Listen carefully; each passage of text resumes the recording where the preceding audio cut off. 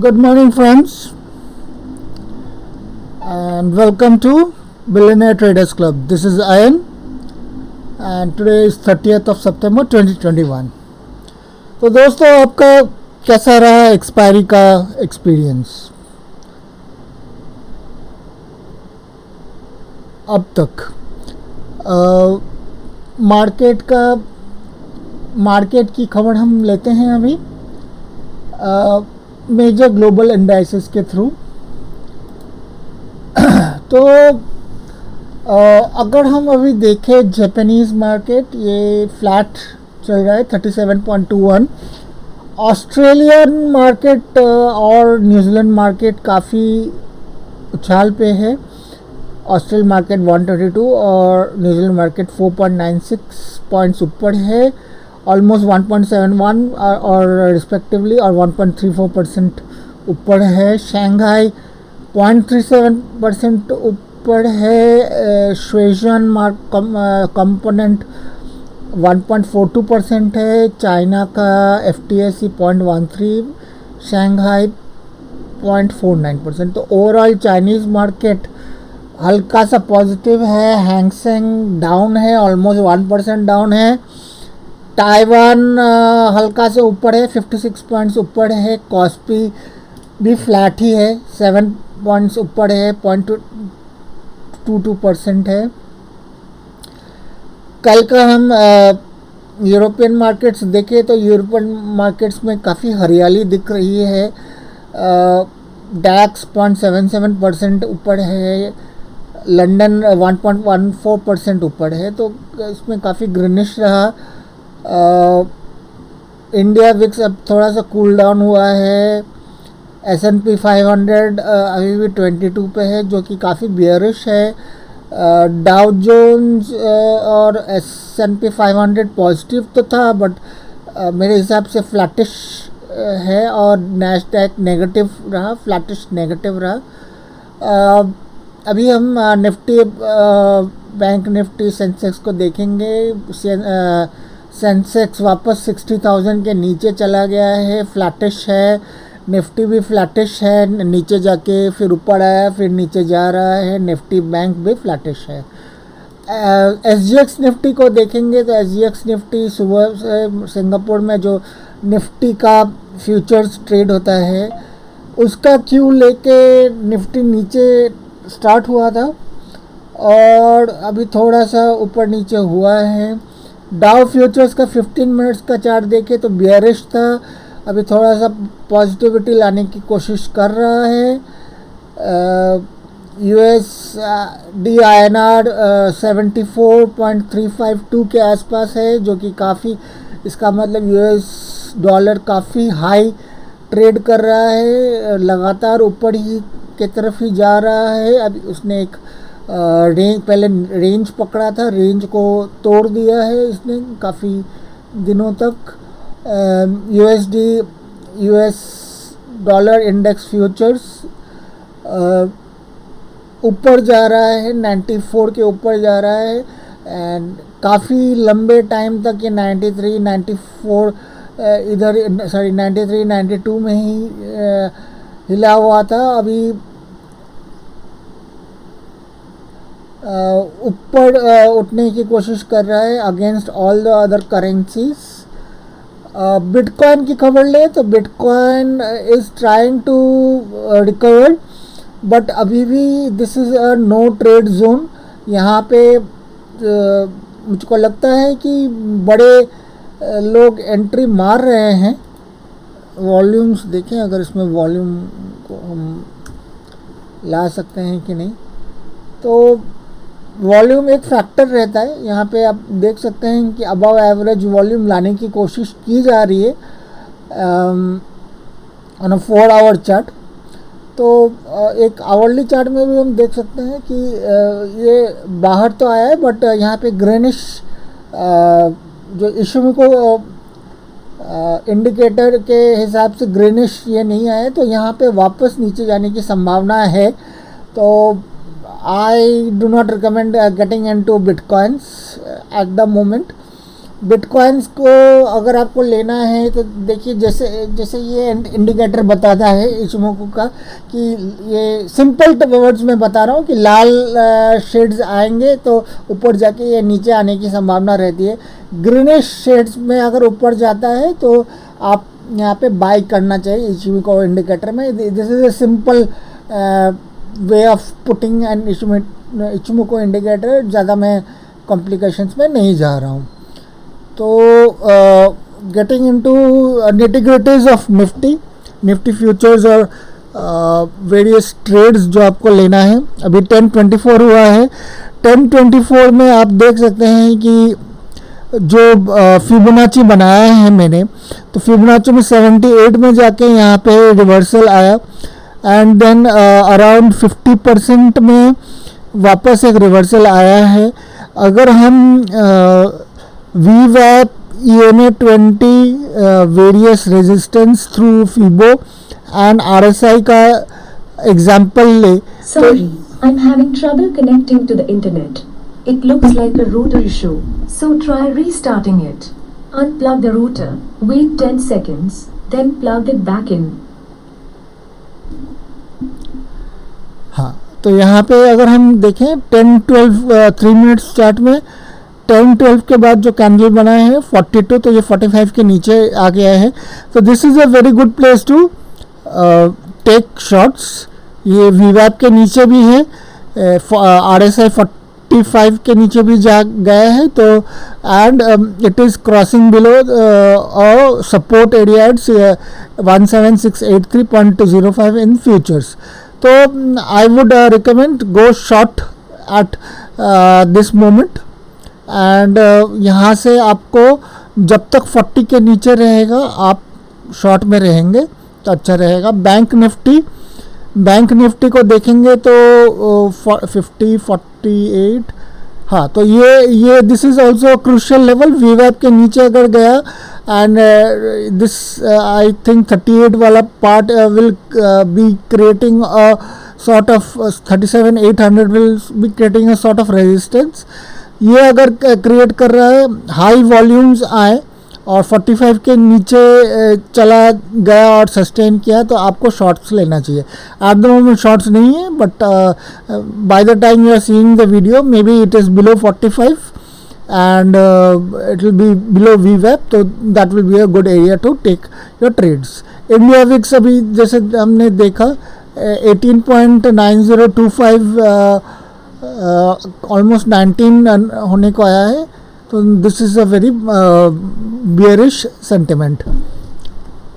तो और Asian markets भी काफ़ी फ्लैटिश हैं, हो सकता है नेगेटिव में जाए, स्पेशली हैंगसेंग काफ़ी नेगेटिव है। और कुछ हम स्टॉक्स देख लेते हैं जो कि मैंने कल ब्लॉग्स में भी बताए। हम इसको 15 मिनट्स के चार्ट में देखते हैं अगर इंट्राडे करना है तो। इसमें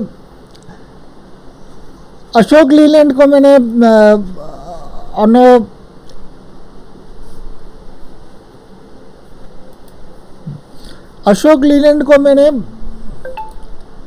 on a short term basis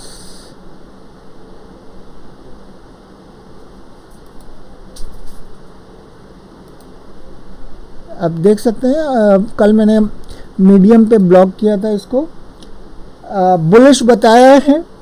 तो शॉर्ट टर्म बेसिस मतलब कि जो इसको पोजिशनली या फिर स्विंग ट्रेड में लेना चाहते हैं, तो इंट्राडे अगर कोई ट्रेड करना चाहता है तो आई विल सजेस्ट कि आप 55 के ऊपर लीजिए। 55 के ऊपर इसको ट्रेड कीजिए एंड क्योंकि ये VWAP एंड EMA20 के ऊपर है, हाई वॉल्यूम्स है। पोजिशनली आप देख सकते हैं कि ये 55 के ऊपर है एंड इसमें अप मूव आया है 0.85 पॉइंट्स का, तो आप यहाँ पे पोजीशंस ले सकते हैं। बैंक ऑफ बड़ौदा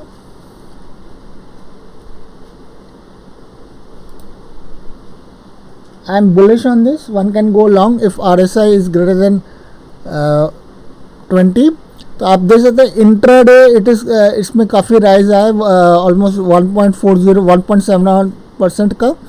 तो एंड थोड़ा सा डिप आया है। तो इंट्राडे आप अगर डिप्स आते हैं, it might dip till here और here till 82.70 or 81.85.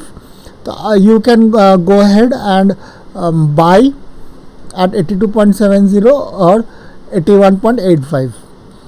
So I'm bullish on Bank of Baroda intraday also, and on a short term basis also. You can see there has been a huge movement and it is above 55. So if it goes above 60, you can buy it. Above 55 also you can buy it and sustain Bank of Baroda. BHEL, you can see again I am bullish. One can go long and stay if the RSI is greater than 60. So intraday it is above 55. There has been some correction. Anytime there is a huge movement, there will always be some correction. So go long on it once the correction is over. 55 is RSI is a good time to buy. So always buy above VWAP and EMA 20. And similarly on a swing position basis, it is above 60, so it's a good buy. Can Bank, huge volumes in this particular stock, so I am bullish on this Can Bank. And intraday also you can see there has been a huge move in this, 4.25%. So wait for some retracement, and retracement होने के बाद you can buy on dip. Do not buy at the highs. GAIL, there has been some fall. I am bullish on GAIL, but I am expecting some correction, so buy on dip. So the recommendation intraday is obviously you can short it below 45, and since corrections are expected, and on a short term basis, once the correction has happened around 152, you can buy around 152. So that's my thing. National Alum, again I am bullish on National Alum. One can go long and stay if RSI is greater than 60. So I would recommend you can go long on National Alum and stay long on it as long as it is above 60. Intraday,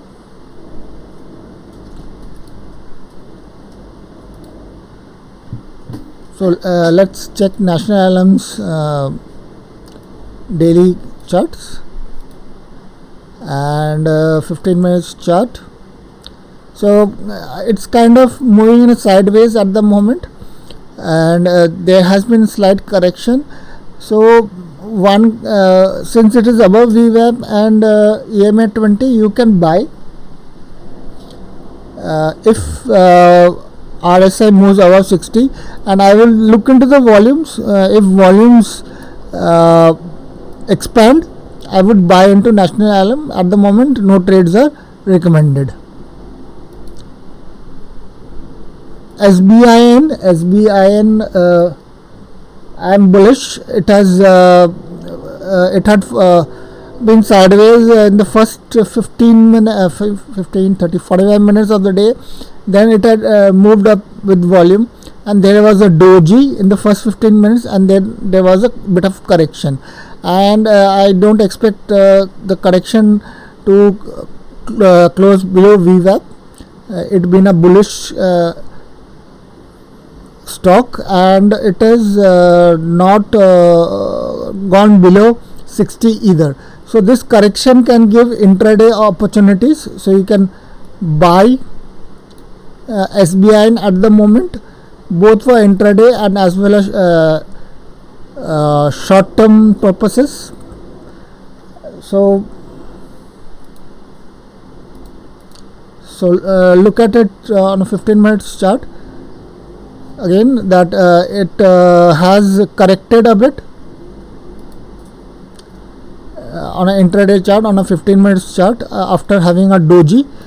So but this correction has not crossed 460 or about 461.05 or 461. So from this area you can buy into it. The fall has been less than the fall volume has been less than average, and one can expect a recovery from here. So you can buy at this stage. For also for short term purposes, you can buy maybe 10% or 20% of your stocks of whatever you have reserved for this trade, and then you can buy once it hits say 462 or 463. This is a good stock and you can stay in it as long as it is above 60. So this is so friends, this is my quick update number 1 for the day. Thanking you a lot, and I hope I'll see you in the update number 2. Wish you a very prosperous and happy and profitable trading day.